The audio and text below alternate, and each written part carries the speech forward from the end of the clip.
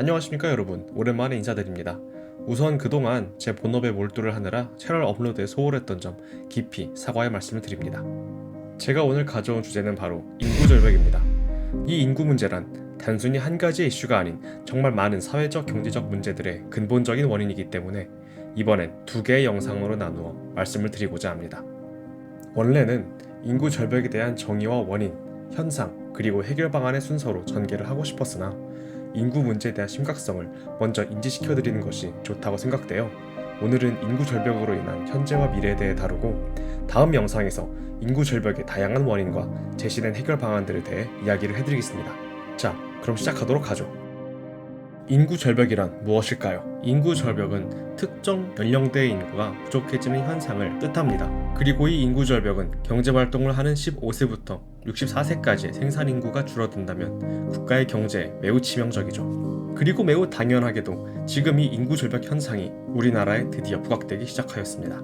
통계청에 따르면 2021년 기준 우리나라 총 인구는 5,175만으로 2020년에 비해 9만 명 가량이 줄어들 것이라고 합니다. 사망자 수가 출생아 수를 넘어서는 데드크로스 현상은 이미 2020년부터 발생하였지만 국내 거주 외국인을 포함한 감소는 이번이 처음입니다. 이렇게 인구 절벽 구간에 본격적으로 진입하게 된다면 그 이후의 대한민국은 어떻게 될까요? 우리나라의 인구 성장률은 2021년부터 2035년까지 마이너스 0.1% 수준을 유지한 후 가속화가 진행되면서 2070년에는 마이너스 1.24%에 이를 전망입니다.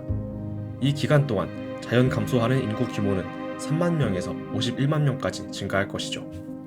2030년에는 5,120만 명, 40년에는 현재 부산시 인구 정도인 300만 명 이상이 사라진 4,736만 명, 2060년은 4,262만 명, 2070년은 3,766만 명으로 인구가 꾸준히 감소하게 됩니다.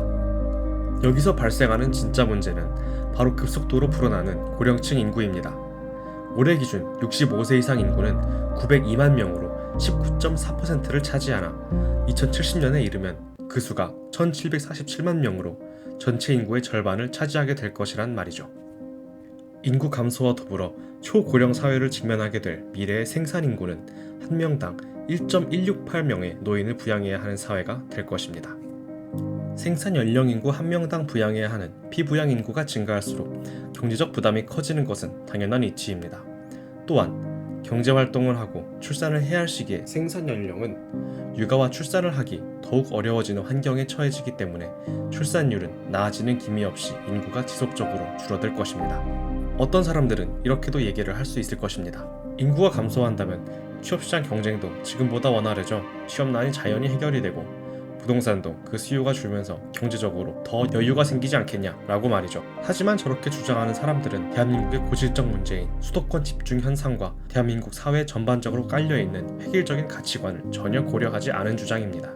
이상호 한국고용정보원 연구위원에 따르면 농어촌 지역은 이미 인구 유출이 완료 단계에 접어들었고 이제 지방도시에서 미래에 대한 불확실성으로 청년들이 떠나 소멸 문제가 본격화되고 있다라고 합니다. 이 사람의 주장을 뒷받침하듯 통계청의 인구 이동을 분석한 결과에 따르면 지난 5년간 지방광역시에서는 20대 청년 10만 명이 빠져나갔다고 합니다. 젊은 청년들이 수도권으로 떠나면서 부산 남포동, 대구 동성로 등의 지방 상권들의 쇠락은 가속화되고 있는 중이죠. 수도권 쏠림 현상 속에 지방 소멸의 위기는 농어촌을 넘어 부산, 대구, 광주, 울산 등 지방 대도시로 확산되고 있어 지방에서는 청년, 기업, 대학이 점차 존재감을 잃고 사라지고 있습니다. 이유가 없는 지방 대도시에 소멸 경고 등이 켜지고 있는 것입니다. 특히 지역경제 버팀목 역할을 해왔던 기업들의 몰락이 일자리 감소와 청년 유출 등으로 이어지는 연쇄위기에 직면해 있습니다. 현재 대한민국의 경제 쏠림 현상이 얼마나 심각한지 수치로 말씀을 드리자면 2020년 기준 전국 1000대 기업 중 743곳이 서울, 경기, 인천에 위치하여 매출액 비중의 86.9%를 차지하고 있습니다.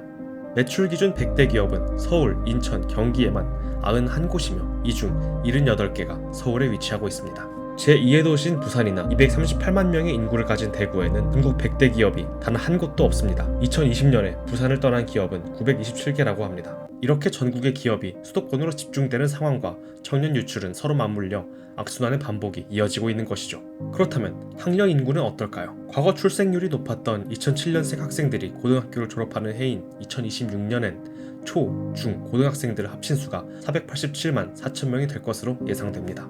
청소년들의 감소는 곧 대학교 입학생들의 감소를 의미하며 이는 곧 대한민국의 많은 대학교가 정원미달로 운영이 불가하여 폐쇄를 면치 못할 것입니다. 이 문제는 특히나 지방에 위치한 대학교들에게 더욱 치명적입니다. 지방에 있는 대학교들은 소수의 국립대를 제외하곤 수도권 대학교와 비교하였을 때 진로에 큰 메리트를 주지 못하기 때문에 정원미달을 가장 빨리 겪을 것이며 대학교의 연이은 폐쇄는 일자리 감소로 이어져 더욱 가속화된 지역경제 쇠퇴를 초래할 것입니다. 오늘 제가 이 영상에서 다룬 내용은 인구 절벽이 초래할 영향의 극히 일부분이며 인구 절벽에 대한 여파를 하나하나 자세하게 다루자면 정말 끝도 없이 내용이 길어지기 때문에 오늘은 딱 여기까지 구독자 여러분들이 인구 절벽의 심각성을 인지할 정도로만 준비를 해보았습니다.